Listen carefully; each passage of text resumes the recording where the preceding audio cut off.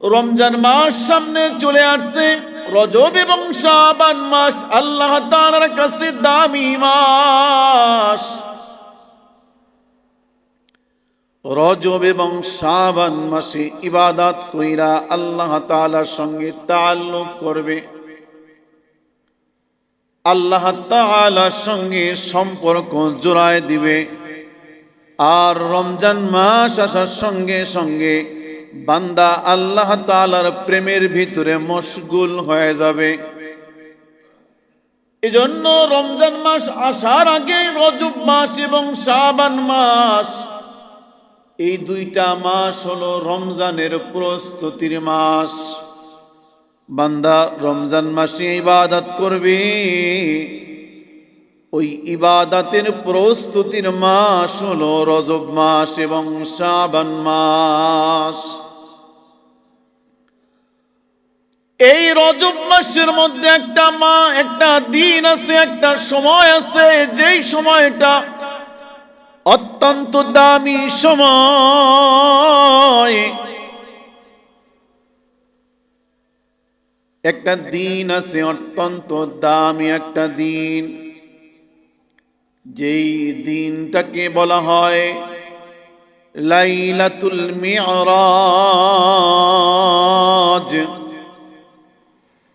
আল্লাহর নবী সাল্লাল্লাহু আলাইহি ওয়াসাল্লাম যার মুজিজার ভিতরে অন্য একটা মুজিজা হইল মি'রাজ। কোন মানুষ যদি মেরাজকে অস্বীকার করে কাফের হয়ে যায়, কোন মানুষ যদি মেরাজকে বিশ্বাস না করে তো ও মানুষ কাফের হয়ে যায়। কারণ কোরআনে পাকে স্বীকৃত এই মি'রাজ, যেই মি'রাজের রাত হলো রজব মাসের 26 তারিখ দিবাগত রাত। আল্লাহর নবী সাল্লাল্লাহু আলাইহি ওয়াসাল্লামকে আল্লাহ তাআলা দাওয়াত দিয়েছেন। আল্লাহ তাআলার দাওয়াত পাইয়া কাবার হাতিমের চত্বর থেকে বাইতুল মুকদ্দাস থেকে আরশে আজিম পর্যন্ত আল্লাহ তাআলার দিদার করছে। আল্লাহ তাআলা যাকে পুরস্কৃত করছে, যার দিদারের সান্নিধ্যে আল্লাহর নবী সাল্লাল্লাহু আলাইহি ওয়াসাল্লাম গিয়েছেন,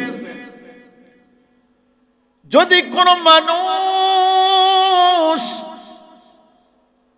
এই মি'রাজকে কোন রকম ভাবে অস্বীকার করে তো তার ঈমান আর থাকবে না। কেন আল্লাহর নবী সাল্লাল্লাহু আলাইহি ওয়াসাল্লামকে মি'রাজ করাইলেন? প্রত্যেকটা কাজের পিছনে একটা উদ্দেশ্য থাকে, ঠিক কি না? উদ্দেশ্য ছাড়া কোনো কাজ কেউ করে না। কেন আল্লাহ তাআলা তার পয়গম্বরকে দিদার করাইলেন, দাওয়াত দিলেন? বোঝার জন্য আপনাদেরকে বলি বাবা, আওয়ামী লীগ সরকার বিদায় নিয়ে চইলা গেছে। 17 বছর পর্যন্ত বিএনপি জামাত নির্যাতিত হয়েছে, ঠিক কিনা? এখন নির্যাতিত 17 বছর হওয়ার পরে, 17 বছর নির্যাতিত হওয়ার পরে এখন সবাই বলে আমরা ফ্যাসিস্টের বিরুদ্ধে গিয়া লড়াই করতে গিয়া আমরা নানান রকম ভাবে প্রহসনের শিকার হয়েছি, জুলুমের শিকার হয়েছি, মাইরের শিকার হয়েছি। আমাদের জেলে যাওয়া লাগছে, আমাদের মামলা খাওয়া লাগছে, আমাদের ঘর বাড়িতে আমরা থাকতে পারি নাই, রাস্তাঘাটে আমাদেরকে বেইজ্জতি করেছে। এমনটা বলে কি বলে না? বলে 17 বছর খাইতে পারি নাই, এখন আমরা খাইবো, ঠিক কিনা? বলে 17 বছর আমরা খাইতে পারি নাই, নির্যাতিত হইছি, এখন আমরা খাবো, এখন আমাদের সময়। বলে তাদেরকে একটা পদ দেওয়া হয়, পদ, ওয়ার্ড সেক্রেটারি দেওয়া হয়। কেন দেওয়া হলো? বলে 17 বছর নির্যাতিত হয়েছে। বলে থানার সভাপতি দেওয়া হয়। কেন দেওয়া হয়? বলে নির্যাতিত ব্যক্তির জন্য। বলে জেলার সভাপতি দেওয়া হয়। কেন দেওয়া হয়? বলে 17 বছর নির্যাতিত হয়েছে জন্য দেওয়া হয়। কাউকে কাউকে নমিনেশন দিয়ে দেয়। কেন দেওয়া হয়? বলে নির্যাতিত হয়েছে, দলের জন্য নিবেদিত প্রাণ, এজন্য তাকে নমিনেশন দেওয়া হলো। কেউ কেউ খালেদা জিয়ার কাছাকাছি চলে গেছে, কেউ কেউ তারেক রহমানের কাছাকাছি চলে গেছে। এই যে আমাদের অপু সাহেব, তিনি তারেক রহমানের খুব কাছাকাছি বন্ধু, তার সঙ্গে দেখা যাইতেছে, ঠিক কিনা? বোঝার জন্য বলতেছি। এই যে নির্যাতিত মানুষগুলো এখন দলের অন্যতম হয়ে গেছে। কেন হয়ে গেছে? বলে 17 বছর নির্যাতিত হওয়ার কারণে তারা একটা অবস্থানে চলে গেছে। আল্লাহ তাআলার একটা দল আছে, আল্লাহ তাআলার দলের নাম হলো উলাইকা হিজবুল্লাহ। আল্লাহু আকবার। কোন মানুষ আল্লাহর দল করতে গিয়া যদি মার খায়, আল্লাহর দল করতে গিয়া যদি কোনো মানুষ নির্যাতিত হয়, আল্লাহ তাআলার দল করতে গিয়া কোনো মানুষ যদি নিপীড়নের শিকার হয়, আল্লাহর দল করতে গিয়া যদি কোনো মানুষ বেইজ্জতি হয়, তাহলে পুরস্কার করবেন কে? জোরে বলেন, করবেন কে? বিএনপির দল করতে গিয়া 17 বছর নির্যাতিত হওয়ার কারণে তারেক রহমানের তার এখন দৃষ্টিগোচর হয়ে গেছে, নমিনেশন দিয়া ফেলাইছে। আল্লাহর দল করতে গিয়া মার খাওয়ার কারণে আল্লাহ বুঝি আপনার দিকে তাকাবে না? এমন আল্লাহ কি আমাদের? না রে না, এমন আল্লাহ আমাদের না।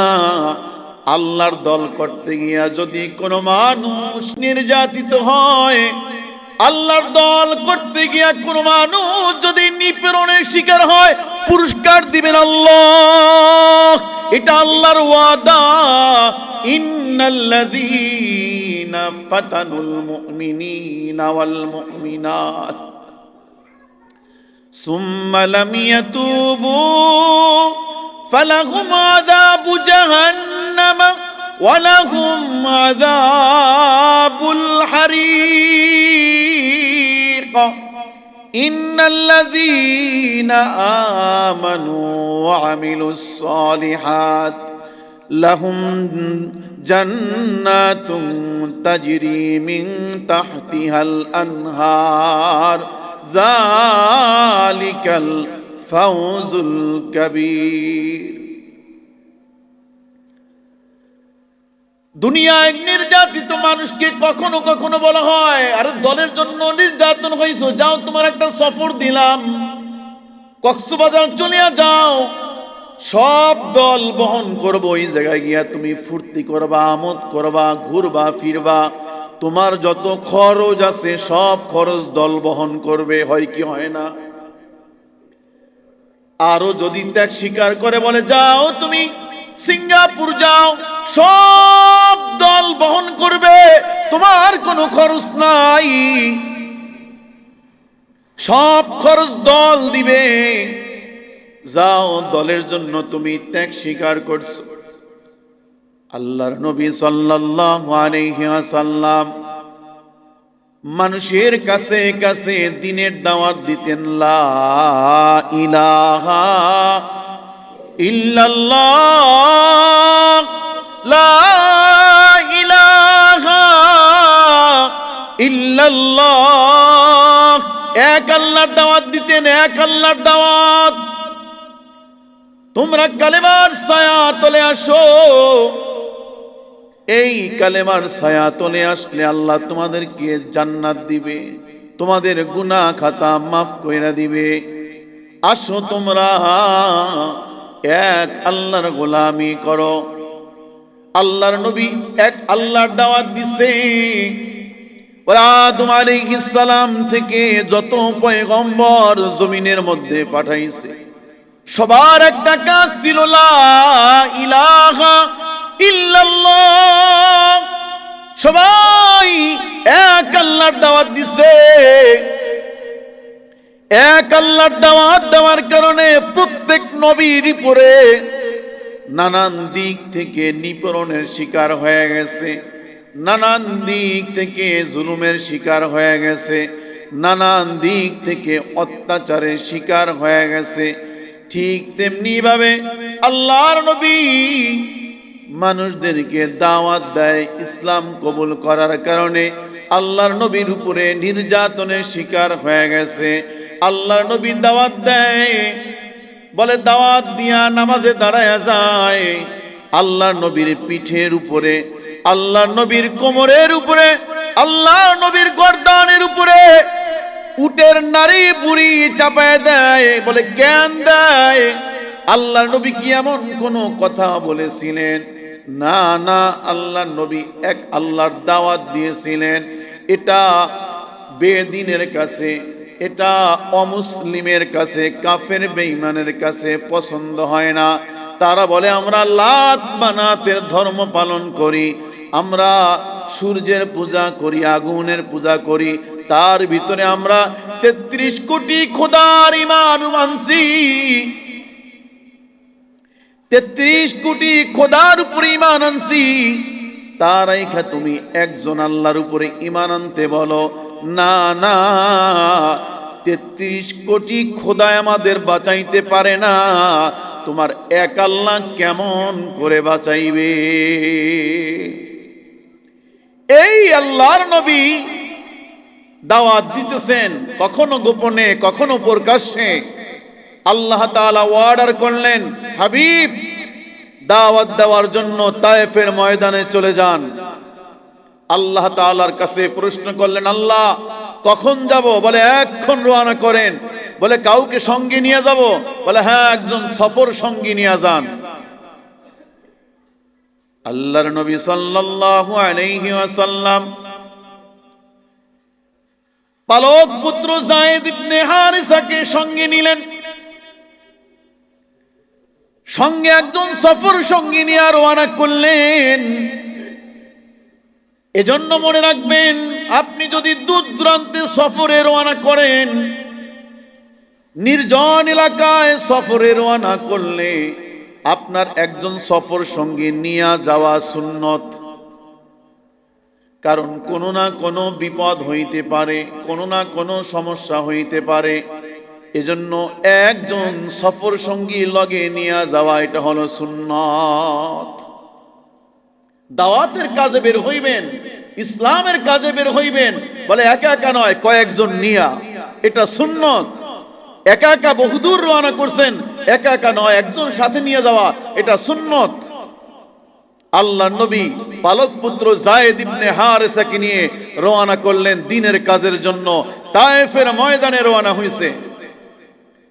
যায়েদ ইবনে হারিসাকে বলে, যাও মানুষদেরকে বলো তায়েফের এই পাহাড়ের তলদেশে সবাইকে জড়ো হওয়ার জন্য।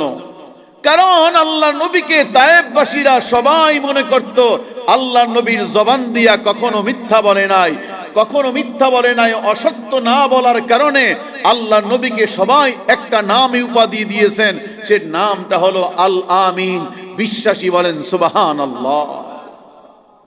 যায়েদ ইবনে হারিসা যখন তায়েফের ময়দানের পাশের যত মানুষ আপন আপন জন আছে সবাইকে দাওয়াত দিল, সবাই এক বাক্যে দাওয়াত পাইয়া তায়েফের এই পাহাড়ের পাশে চলে আসছে। আয়েশা আল্লাহর নবীর কাছে আসছে। আল্লাহর নবী এবার প্রশ্ন করতেছে, আমি কি তোমাদের সঙ্গে কখনো মিথ্যা বলেছি? সবাই বলে না না, আপনি আমাদের সঙ্গে কখনোই মিথ্যা বলেন নাই। আমি কি কখনো ওয়াদা বরখেলাপ করেছি? না না, আপনি কখনো ওয়াদা বরখেলাপ করেন নাই। আমি কি তোমাদের সঙ্গে এমন কোন কথা ঝুট বলছি কিনা? বলে না না, বলে নাই। বলে আমি যদি তোমাদেরকে বলি তায়েফের এই পাহাড়ের ওই পাশে হিংস্র প্রাণী আছে, যেই প্রাণীগুলো তোমাদেরকে আক্রমণ করবে, বিশ্বাস করবা কিনা? বলে হ্যাঁ, অবশ্যই বিশ্বাস করব। আল্লাহর নবী তাদেরকে বললেন, যদি বিশ্বাস করে থাকো তবে তোমাদের একটি সত্য পথের দাওয়াত দেই, যেই পথে চললে পরে জান্নাতে যাওয়া যায়, যেই পথে চললে পরে জান্নাতের রাস্তায় চলা যায়। তোমরা সবাই মিলে যদি এক আল্লাহর উপরে ঈমান আনো, এক আল্লাহর কালেমা পড়ে নাও, আমি তোমাদের সঙ্গে কথা দিলাম, এই দুনিয়ার শেষ হয়ে গেলে যখন তোমরা চিরবিদায় নিয়া কবর জগতে চইলা যাইবা, যেদিন তোমরা কবর জগতে চইলা যাইবা, কবরের পরে হাসরের ময়দানে দাঁড়াইবা, আমি আল্লাহ তাআলার কাছে তোমাদের জন্য সুপারিশ করব। আল্লাহ তাআলা তোমাদেরকে এই দুনিয়ার 10 দুনিয়ার সমান জান্নাত দান করবে। বলেন সুবহানাল্লাহ। কুলু লা ইলাহা ইল্লাল্লাহ, তোমরা কালেমা পড়ে নাও, ইসলামের ছায়া তলে চলে আসো। সবাই বলে উঠল, আমরা 33 কোটি খোদার উপরে ঈমান আনছি, যেই খোদার উপর ঈমান আনার পরেও কখনো এক বেলা খাই আর এক বেলা খাইতে পারি না, কখনো ভালো থাকি আবার কখনো ভালো থাকি না, আর তোমার একজন আল্লাহর উপর ঈমান আই না, আমরা কেমন করে ভালো থাকবো? না না না, তোমার উপরে আমরা ঈমান আনতে পারবো না। আল্লাহ নবী সাল্লাল্লাহু আলাইহি ওয়াসাল্লাম তাদেরকে যখন আবার জোরালো দাওয়াত দিল, তায়েফবাসীরা উত্তপ্ত হয়ে উঠল, গরম হয়ে উঠল। বলে এজন্যই তুমি আমাদেরকে আনছো, এজন্যই বুঝি তোমরা আমাদেরকে এরকম দাওয়াত দিছো, আমাদের সময়গুলো নষ্ট করছো। মিলাই দেখেন, এখনো পর্যন্ত কিছু মানুষ আছে পথভ্রষ্ট, কিছু মানুষকে যদি আপনি নামাজের দিকে দাওয়াত দেন রাগ হয়ে যায়, ঠিক কি না? নামাজ পড়েন, আপনি ভালো কথা বলেন, ভালো কথা শুনতে পারে না, দ্বীনের কথা শুনতে পারে না, ইসলামের কথা শুনতে পারে না, ভালো কাজের দিকে আপনি ডাকলে সে আসে না। এখনো পর্যন্ত বহু মানুষ জাহিল গায়রে মুরাক্কাবের মতো ভালো জিনিসটাকে গ্রহণ করতে চায় না। তায়েফবাসীরা উত্তপ্ত হয়ে গেছে আল্লাহর নবীর উপর, উত্তপ্ত হয়ে চতুর্দিক দিয়ে পাথর মারা আরম্ভ করছে, অত্যাচার শুরু হয়ে গেছে, আল্লাহর নবীর উপরে জুলুম শুরু হয়ে গেছে। আল্লাহর নবী এমন পরিমাণ জুলুমের শিকার হয়ে গেছে, আল্লাহর নবী সাল্লাল্লাহু আলাইহি ওয়াসাল্লাম তায়েফের জমিনের ভিতরে লুটায়া পড়ছে। যায়েদ ইবনে হারিসা বলে, আমি আমার পয়গম্বরের পিঠের উপরে জড়ায়া পড়ছি, আমি আমার তায়েফবাসীদেরকে ডেকে বললাম, ওরে তায়েফবাসীরা, আমার নবীর উপরে তোমরা আর পাথর মাইরো না, যত মারা লাগে আমার গায়ে মারো, আর একটা পাথর আমার নবীর উপরে তোমরা মাইরো না। যায়েদ ইবনে হারিসা রাদিয়াল্লাহু তাআলা আল্লাহর নবীর নিয়ে দাঁড়াইছে, তায়েফবাসীরা আবার পাথর মারছে।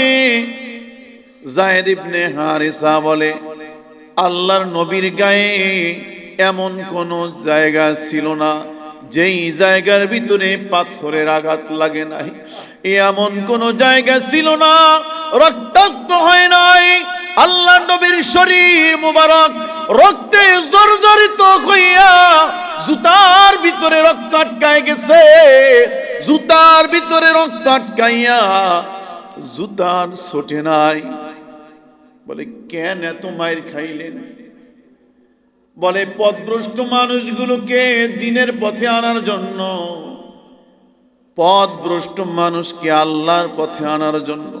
এখনো পর্যন্ত দুনিয়ার জমিনে কিছু ভালো মানুষ আছে, কিছু ন্যায়পরায়ণ মানুষ আছে, দ্বীনের খেদমতের কিছু মানুষ আছে।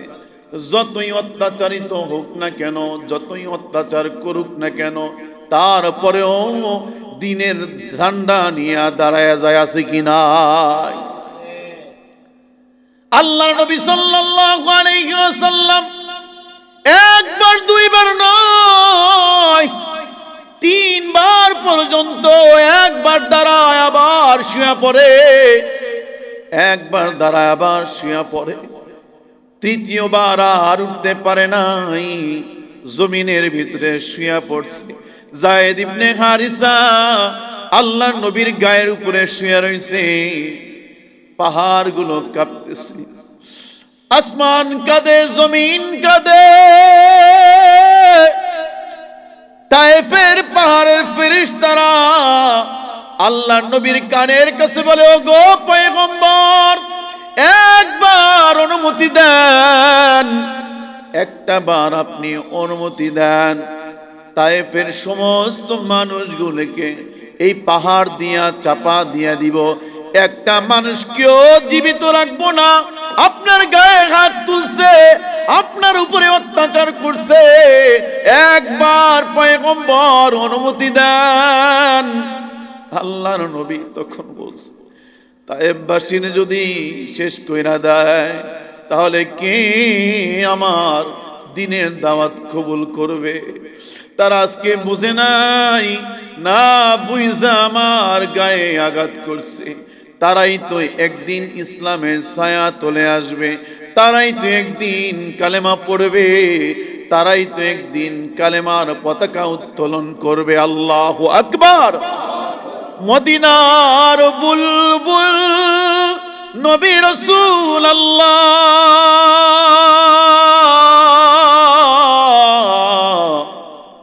পাঠালেন খুশি হয়ে নিজে মাবুদ আল্লাহ।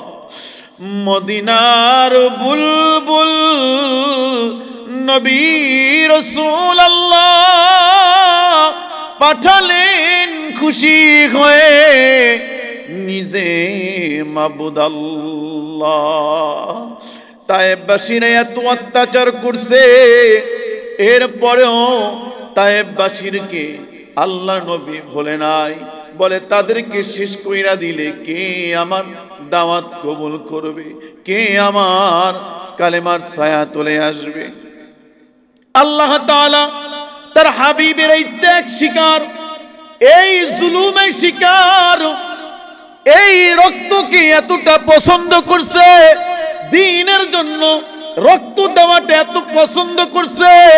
আল্লাহ তাআলা আসমান থেকে জিবরাইল আমিনকে বলে, জিবরাইল, আমার বন্ধুর জমিনের রক্ত আসমানের কবুল হয়ে গেছে। আল্লাহু আকবার। যেই রক্ত জমিনে পড়ছে, এই রক্ত আসমানে কবুল হয়ে গেছে। আমার বন্ধুকে জানাইয়া দাও, আমি আমার বন্ধুর সঙ্গে সামনাসামনি দিদার করব। বলেন সুবহানাল্লাহ। আর একটু জোরে বলেন সুবহানাল্লাহ। নবীর প্রেমে জোরে বলেন সুবহানাল্লাহ। আল্লাহর নবী জমিনে রক্ত জড়াইছে, আসমানে কবুল হয়ে গেছে। ফেরেশতাকে বলে, ফেরেশতা, আমি আমার বন্ধুর সঙ্গে দিদার করব, দিদার করব। আমার জন্য আমার দল করতে গিয়া জমিনে রক্ত জড়াইছে, আমার বন্ধুর সঙ্গে আমি দিদার করব, আমার বন্ধুকে আমি একটা সফর দিব, সফর দিব।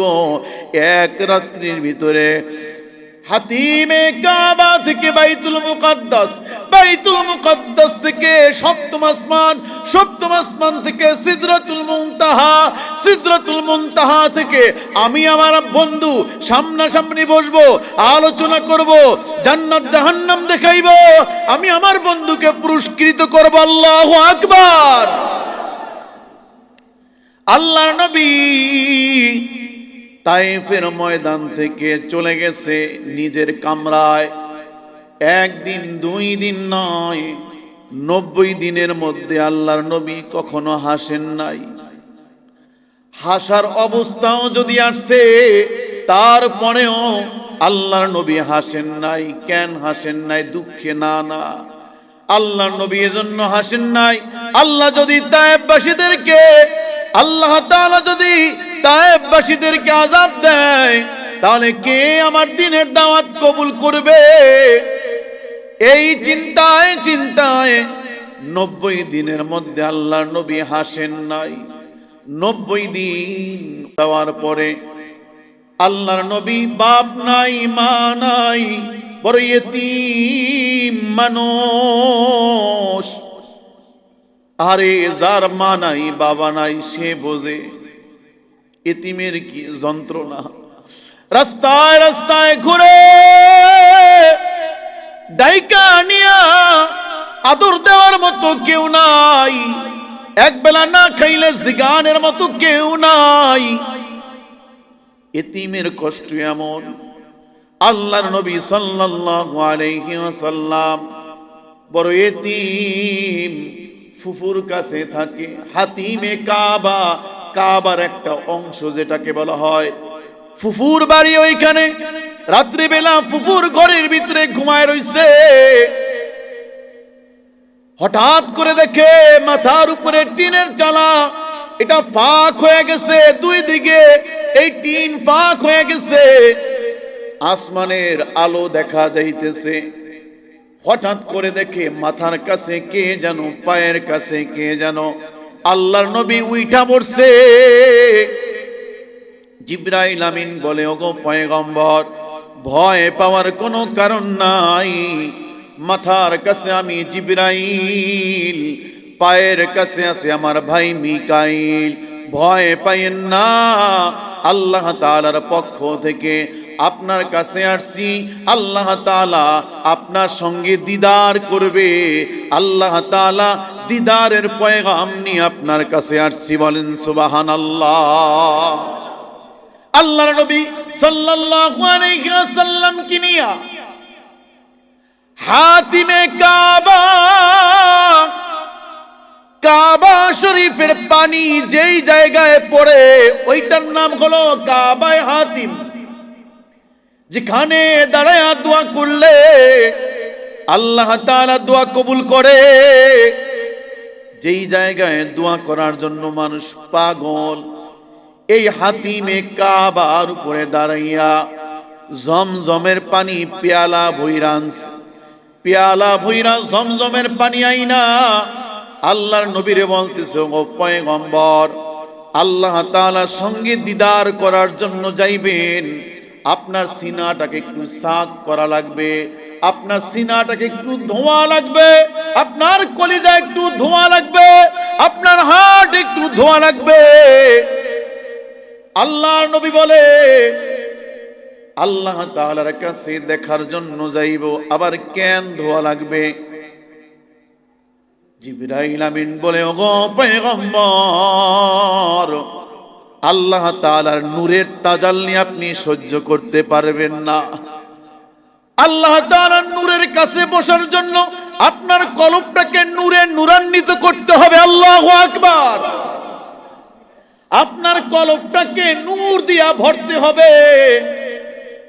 আল্লাহর নবীর এখান থেকে শুরু করে নাভি বরাবর পর্যন্ত জিবরাইল আমিন ফাড়লেন।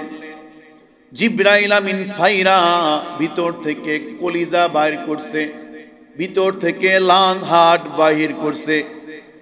এই লাঞ্জ হার্ট বাহির করিয়া, কলিজা বাহির করিয়া, জমজমের পানি দিয়া 3 বার পর্যন্ত ধুইয়া আবার জায়গায় রেখে দিছে। জিবরাইল আমিন এমন কাজ করলেন, হাদিসের বরাত দিয়ে বলা হয় আল্লাহ নবী যখন জামা সারা ছিলেন, এই মেরাজের পরে যখন জামা সারা থাকতেন, খালি গায়ে সাহাবায়ে কেরাম দেখছেন, তারা দেখতেছিলেন এই জায়গা থেকে নাভি বরাবর পর্যন্ত জিবরাইল আমিন যে ফারছে অমন একটা দাগ, কাটা দাগের দাগ দেখা গেছে। বলেন সুবহানাল্লাহ। আল্লাহর নবীর সিনাকে সাক করিয়া এবার আল্লাহর নবীকে জিবরাইল আমিন বলে, চলুন আপনার সফর আরম্ভ হয়ে গেছে, আপনি এবার সফর করবেন এক রাত্রির ভিতরে, অলৌকিকতার সফর। বলে এটা হলো আল্লাহর নবীর শ্রেষ্ঠ মুজিজা। এই মুজিজা, এই সফরকে যদি কোনো মানুষ অবিশ্বাস করে, বলে সঙ্গে সঙ্গে ও মানুষ কাফের হয়ে যাবে। বলেন নাউজুবিল্লাহ।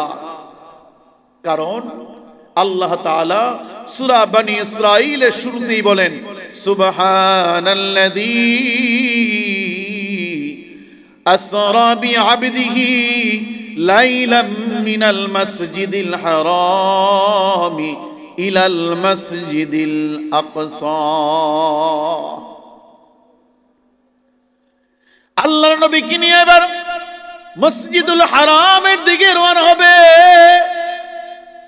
বাইতুল মুকাদ্দাসের দিকে রওনা হবে।